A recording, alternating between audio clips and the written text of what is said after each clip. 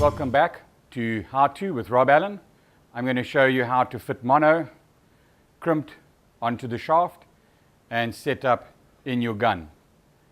We're going to thread the crimp onto the mono, then through the shaft spear line hole,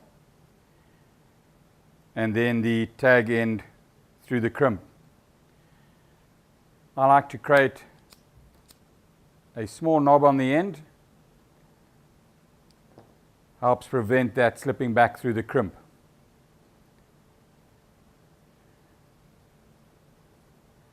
The best place to set this crimp, slightly ahead of the flat surface which enters the mechanism. Once the crimp is in position, using a hand crimp on the 2.2 millimeter crimp hole, position it roughly in the middle of the crimp, side on to the crimp, and squeeze. That's locked the center section. You now maneuver it to do one at the front and one at the rear, but not right to the edge.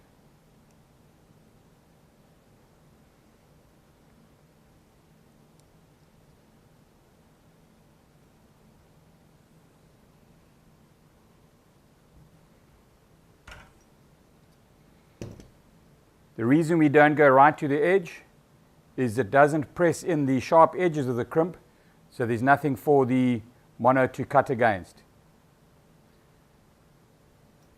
Centralize it as best you can. Squeeze at the back.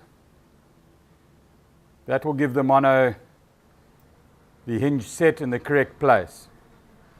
We now set the spear into the gun.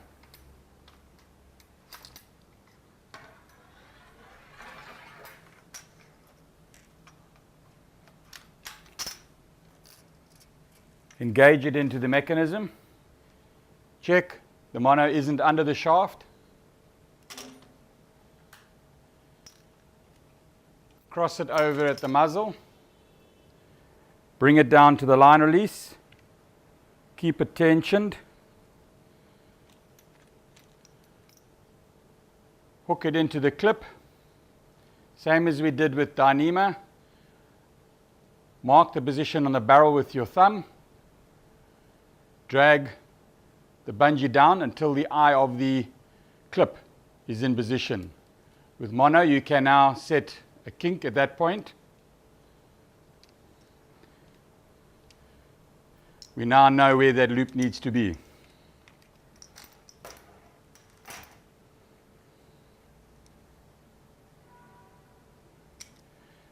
We now cut the mono, leaving a tag long enough to feed back into the crimp.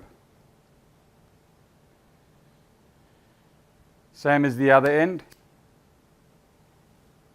Burn a small mushroom on the end. Slide the crimp into position. Make sure it's uni-length.